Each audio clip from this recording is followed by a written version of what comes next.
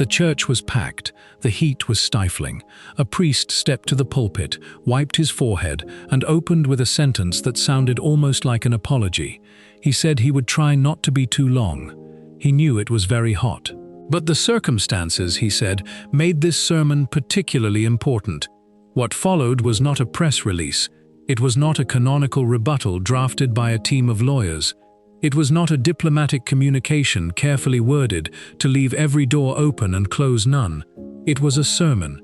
A priest, standing before his people in the days after the most serious canonical blow his community had suffered in decades, speaking to men and women who had come to Mass uncertain about what they were, uncertain about whether the church they loved still recognized them, uncertain about what the excommunication that Rome had pronounced meant for their souls and their sacraments and their standing before God. And what he gave them was not strategy, it was doctrine and courage and a clarity that no official communique from either side of this conflict has managed to produce. This sermon is now circulating across the Catholic world. It is being read and shared and discussed by people who have no particular attachment to the Society of St. Pius X, by people who disagree with the consecrations, by people who think the canonical situation is more complicated than the Society's defenders acknowledge. It is being discussed because it said something that the moment required and that institutional language on every side has failed to say. It called the faithful to something higher than the conflict that surrounds them. Before reaching that sermon, the context must be established, because the priest who delivered it was speaking into a very specific situation that the preceding days had created. A few days earlier, on the Feast of the Most Precious Blood, 4 new bishops had been consecrated at Econ, without the papal mandate. Rome had declared the act schismatic. The 6 bishops involved had incurred automatic excommunication under Canon 1382. So far, the structure was familiar. The same structure as 1988. Same seminary, same feast day proximity, same canonical consequence. But this time, there was a difference. A significant and contested difference that the priest addressed directly.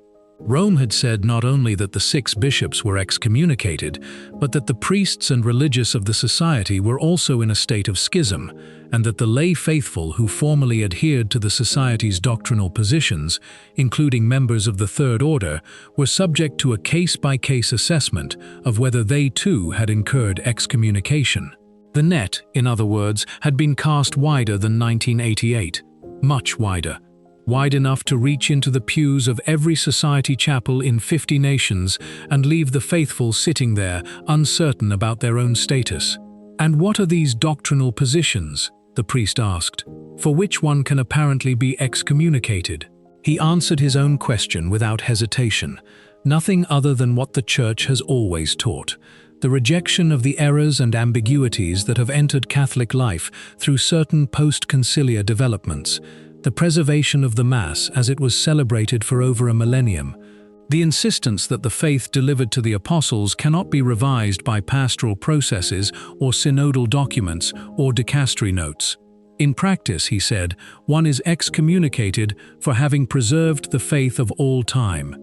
That sentence landed in the room with a weight that press releases cannot produce. Because the people hearing it were not abstract categories in a canonical argument. They were families. They were parents who had raised children in society chapels because they believed the faith they would receive there was the faith the Church had always transmitted. They were young people who had found in the ancient Mass something they had not found anywhere else and had built their interior lives around it. They were priests who had given everything to a vocation formed in a tradition they believed was not their private preference but the inheritance of the entire Church. And they were being told by the most authoritative institutional voice available that their fidelity to that inheritance was the reason they were outside the Church. Before the sermon itself, the priests had spoken about something else that needed to be addressed. Cardinal Fernández, in the days surrounding the decree, had made a public statement about the dialogue that preceded the consecrations. He said the society had not considered the dialogue Rome proposed to be useful. The implication was clear. The rift was their choice. The breakdown was their responsibility. They had been offered a path and declined to take it. The priest's response to this was calm, deliberately, carefully calm, not defensive, not angry. Calm in the way that people are calm when they have facts on their side and do not need volume to make their point. The society, he said, was truly saddened by Fernandez's characterization. The Superior General, Father Pagliarani, had requested and implored a personal audience with the Pope. He had wanted to speak with Leo XIV directly, person to person, father and son, before the July 1st deadline arrived. He had wanted to say in person what was in his heart and what was in the hearts of thousands of souls around the world who were waiting for the priests of the society to receive the grace they needed to continue their work. That audience was not granted. The letter from Leo XIV arrived on June 29th, one day before the consecrations. Pagliarani read it on June 30th, responded on June 30th, and the consecrations proceeded on July 1st. "It is very sad for us," the priest said, "that the Pope did not want to see one of his sons." The distinction the priests then drew is one that has not received sufficient attention in the coverage of these events. They did not reject dialogue. They rejected a condition attached to dialogue. Rome's condition was that the society postpone the consecrations and only then enter into conversation. The society was willing to speak. It was not willing to accept, as the price of access to that conversation, the indefinite postponement of an act it believed was necessary for the survival of its sacramental ministry. Now that the consecrations were done, the priest said, perhaps there would be time to sit down and discuss. The door, on their side, was not closed. Someone asked what Archbishop Lefebvre would have thought of this day. The answer was serene and without drama. He would have been very happy with the growth of the society and would have seen even more clearly, in the current state of the Church, how necessary those bishops are. And there was a note of something warmer underneath the gravity of the moment. For the first time in its history, the society has an American bishop. A small sign, the priest acknowledged, but a real one. This reality is not dying, it is growing.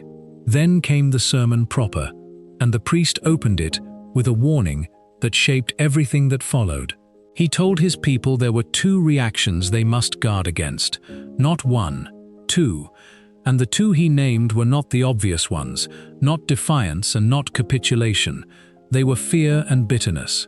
Two temptations, he said, equally dangerous and equally capable of destroying what the faithful of the society have been given to preserve. Fear first. He acknowledged it directly and without condescension, because it would be condescending to pretend that what the faithful had been told in the preceding days was not frightening.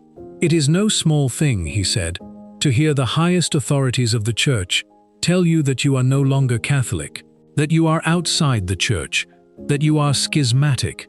Those words coming from those voices in a tradition that has always taken the bonds of ecclesial communion with the utmost seriousness are not words that can be absorbed without cost. They land.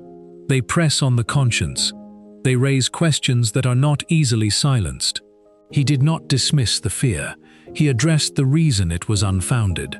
Why can the faithful know that the accusation cannot be true?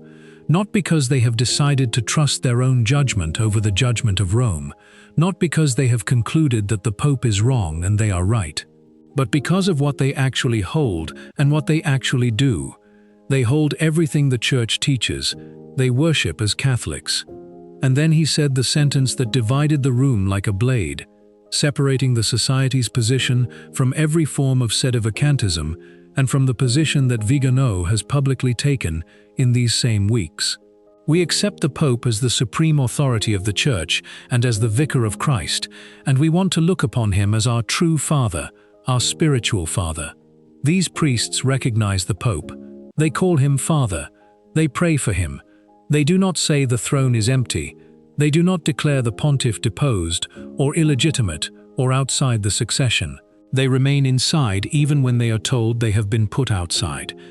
That sentence, quietly spoken in a stifling church in the days after the excommunication decree, is the clearest single statement of the Society's actual ecclesiological position that these weeks have produced.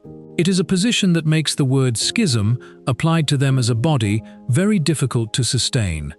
Then the priest dismantled something more subtle, the argument from numbers, the democratic instinct that says, where the majority stands, the truth stands. He rejected it without aggression and with a precision that the moment required. Truth is objective, he said. A few against the world does not mean being wrong. History knows this, the tradition knows this, and the faithful sitting in that stifling church, hearing themselves described as schismatics by an institution whose official newspaper had recently published a thesis about the non-existence of the devil, knew it too. He offered an example. A mass celebrated in London for the golden anniversary of a same-sex couple, at which a cardinal preached and was applauded for his openness and broad-mindedness. Applauded. And we, he said, are the ones excommunicated. The room was silent. The second danger the priest named was bitterness, and the way he handled it is what has made this sermon travel across the Catholic world in the days since it was delivered, because handling bitterness honestly is harder than handling fear. Fear can be addressed with argument. Bitterness requires something else. It requires the kind of charity that does not come from temperament or from strategic calculation, but from a theology of the cross that has been internalized deeply enough to hold when everything around it is being pressed. He did not minimize what had been done. He did not perform a magnanimity that pretended the sanctions were not what they were. He called them what Pagliarani had called them in his letter to Leo XIV. Objectively unjust, extremely harsh. And he gave the harshness a specific content that made it concrete rather than rhetorical. The sanctions reach the faithful of the Third Order. They subject souls to a case-by-case judgment about whether they are schismatic. Ordinary Catholics who attend society masses, who belong to a Third Order confraternity, who have built their devotional lives around the ancient rite, are now required to assess their own interior dispositions to determine whether they have incurred a canonical penalty. The pastoral implication of that requirement is not small. It places a burden of canonical self-examination on people who came to those masses precisely because they were seeking the sacred, not because they wanted to become amateur canonists navigating the edge of excommunication. And then came the three questions, not rhetorical flourishes. Genuine questions, asked with an urgency that the congregation felt. What is all this pastoral care like? What is this Good Shepherd like? What is this Christ like? Three questions aimed not at the individuals who made the decisions, but at the logic of a decision that extends its canonical reach to the lay faithful of a Third Order while maintaining careful silence about a bishop crowned as a protector of Buddhist doctrine. The questions hung in the air of that stifling church without being answered, because the priest understood that sometimes the most honest thing a preacher can do is name the question and let it sit, rather than pretend it has an easy resolution. He went further. Priests who are invited to reconcile are asked to renounce everything in exchange. Give up what brought you to the priesthood, he said. Give up the purity of doctrine. Give up the Mass, which is at the heart of your calling. These are not the conditions of a reconciliation. They are the conditions of a surrender, and a surrender of exactly those things that the Society exists to preserve is not a path back into full communion. It is a path into a different institution that happens to use the same name. He said this without bitterness. That is the remarkable thing. He named the harshness and refused to let it produce what harshness almost always produces in those who experience it. He said it plainly, and then he said something else. For us, Jesus Christ is everything, and the Spirit of Jesus Christ is the spirit of charity, love for God, love for the Church, love for souls. And then, with a directness that cost something to say out loud in a room full of people who had just been told they were outside the Church, he added, love for the souls who are hurting us. That sentence is the theological center of the sermon. Everything before it established the context. Everything after it showed what it means in practice. And it is the sentence that has most unsettled people who encountered the sermon, expecting to find defiance or self-pity or the hardened posture of a community that has decided it has nothing left to lose. They did not find any of those things. They found a priest asking his people to love those who had just struck them. Not to pretend the blow had not fallen, not to perform a forgiveness they did not feel, but to go to the source of genuine charity, to Christ himself, and to receive from him the capacity to love across the divide that the decree had formalized. Then the priest raised his gaze to a height that changed the character of everything he had said before it. He placed the excommunication within a pattern that the tradition has always recognized, and that the faithful who know their history could hear without surprise, even if hearing it in their own moment still required something from them. Christ himself, he said, was hated by the religious authorities of his time. He was crucified outside Jerusalem, outside the holy city. The location was not accidental.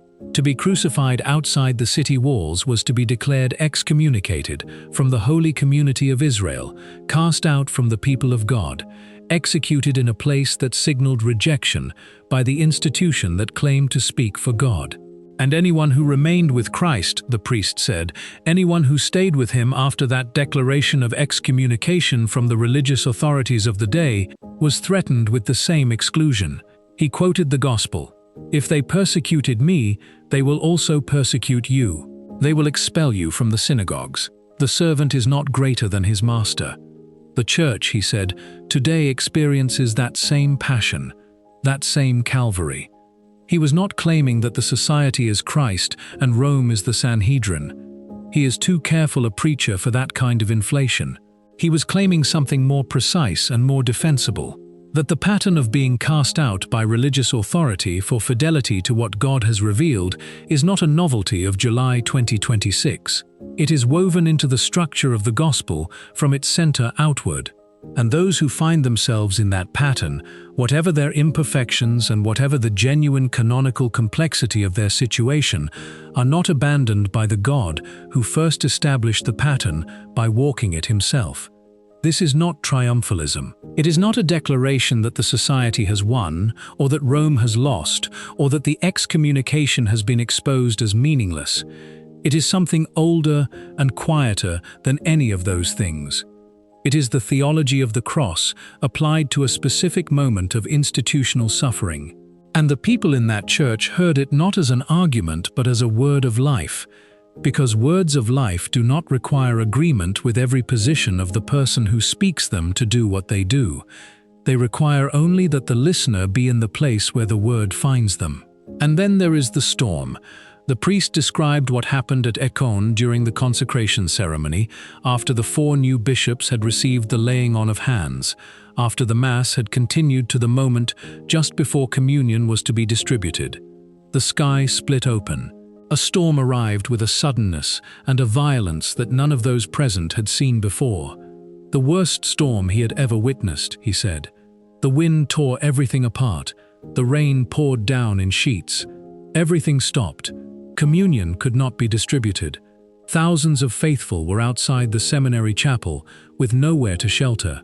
The esplanade that had held 15,000 people from 70 nations became in a matter of minutes a place of driving rain and lightning and thunder that made ordinary human communication impossible. And instead of running, they began to pray. Thousands of people in the pouring rain, in the lightning and the thunder and the wind, singing. The priest described it with the voice of someone who had been there and who was still, in the telling of it, moved by what he had seen. They sang the rosary, not quietly, at the top of their voices, against the wind, so that the sound carried across the esplanade and into the storm.